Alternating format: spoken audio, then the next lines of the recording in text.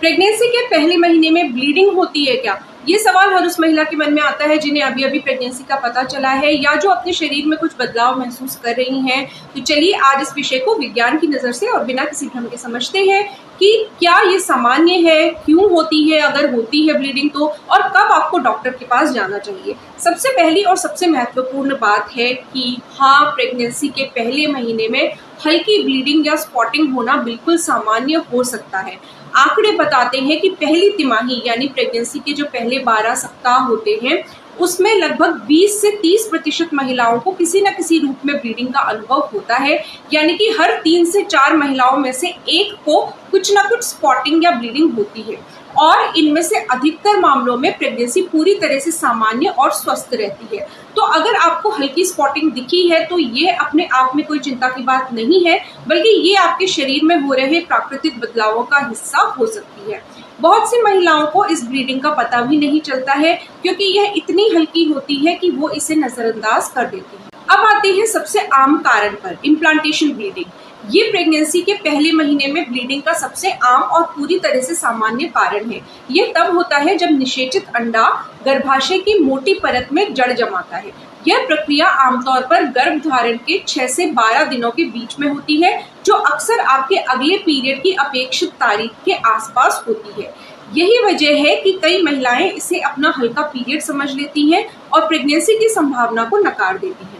Implantation bleeding को पहचानने के कुछ खास तरीके हैं। इसका रंग आमतौर पर हल्का गुलाबी या भूरा होता है, चमकीला लाल नहीं होता है पीरियड्स की तरह। ये बहुत हल्का होता है, अक्सर सिर्फ स्पॉटिंग होती है और पैड भरने के लिए ये पर्याप्त नहीं होती है। आपको बस कुछ बूंदे या टिश्यू पर हल्का गुलाबी निशान दिख सकता है। यह केवल कुछ घंटों से लेकर 2-3 दिन तक रह सकती है और इसमें पीरियड्स की तरह थक्के या क्लॉट्स भी नहीं होते हैं। इसके साथ ऐंठन भी या तो बहुत हल्की होती है या बिल्कुल नहीं होती। यह लगभग 15 से 25% प्रेगनेंसी में होती है। अगर आपको इस तरह की हल्की ब्लीडिंग होती है तो समझ लें कि यह एक अच्छा संकेत हो सकता है। यह दिखाता है कि भ्रूण सही जगह पर जड़ जमा रहा है और आपकी प्रेगनेंसी शुरू हो गई है। इस ब्लीडिंग को लेकर डरने की बिल्कुल भी जरूरत नहीं है। दूसरा सामान्य कारण है हार्मोनल बदलाव और गर्भाशय ग्रीवा यानी कि सर्विक्स में होने वाले बदलाव।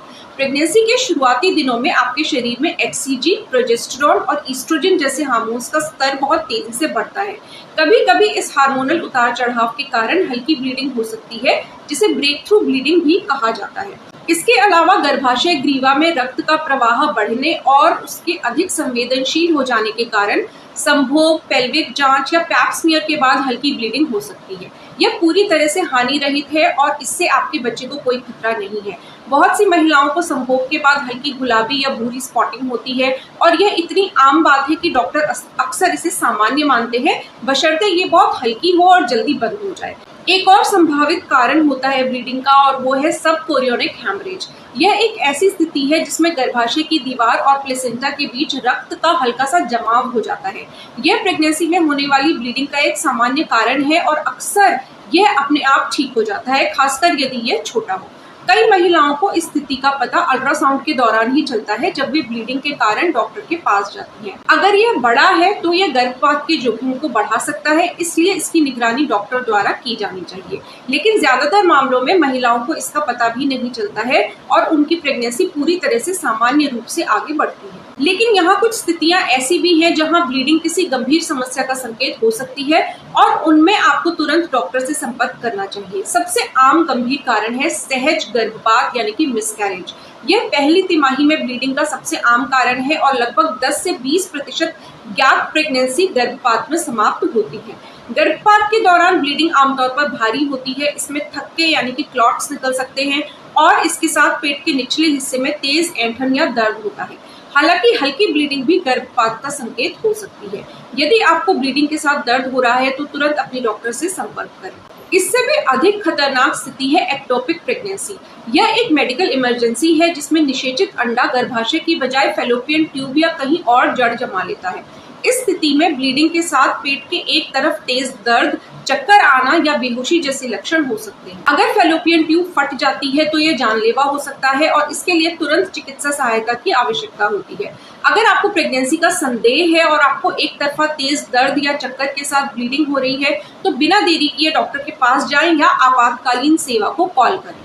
इनके अलावा संक्रमण जैसे कि बैक्टीरियल वेजाइनोसिस या सर्वाइकल इन्फेक्शन, मोलर प्रेगनेंसी जो कि एक दुर्लभ स्थिति है जिसमें गर्भाशय में असामान्य ऊतक बढ़ता है, या कॉर्पस ल्यूटियम सिस्ट का फटना भी ब्लीडिंग का कारण हो सकता है। ये सभी स्थितियां अपेक्षाकृत दुर्लभ हैं, लेकिन इनके लक्षणों को जानना आपके लिए जरूरी है ताकि आप समय पर मदद ले सके।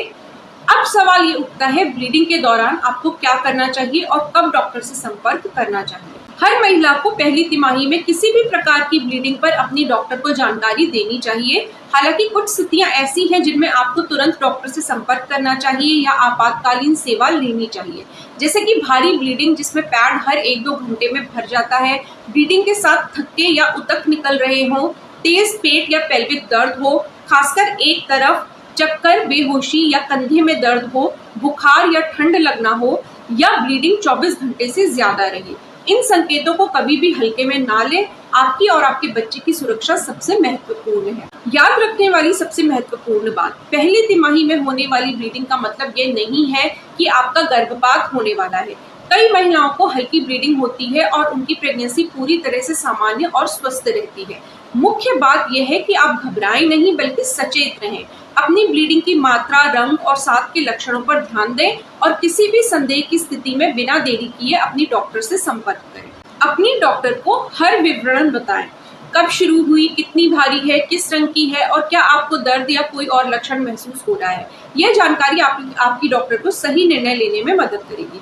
मुझे उम्मीद है कि इस विस्तृत चर्चा ने आपके सवाल, प्रेगनेंसी के पहले महीने में ब्लीडिंग होती है क्या, इसका पूरी तरह से एक स्पष्ट, विज्ञान सम्मत और भरोसेमंद जवाब दिया है।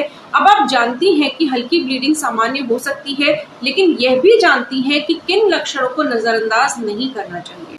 अपने शरीर को सुने, उस पर भरोसा करें और किसी भी संदेह की स्थिति में अपनी डॉक्टर से बात करने में संकोच ना करें। अगर आपको ये वीडियो पसंद आया है, यूजफुल लगा है, तो इसे लाइक जरूर कीजिएगा और इसे अपनी उन सहेलियों के साथ शेयर कीजिए जिन्हें इसकी जरूरत हो सकती है। अगर अभी तक आपने हमारे चैनल को सब्सक्राइब नहीं किया है तो प्लीज सब्सक्राइब कर लीजिए और साथ ही वो बेल आइकन जरूर प्रेस कीजिएगा ताकि हमारे हर नए वीडियो की नोटिफिकेशन आप तक सबसे पहले पहुंचे और आपका कोई भी यूजफुल वीडियो मिस ना हो। अपना और अपने होने वाले बेबी का ख्याल रखें। धन्यवाद। नमस्कार।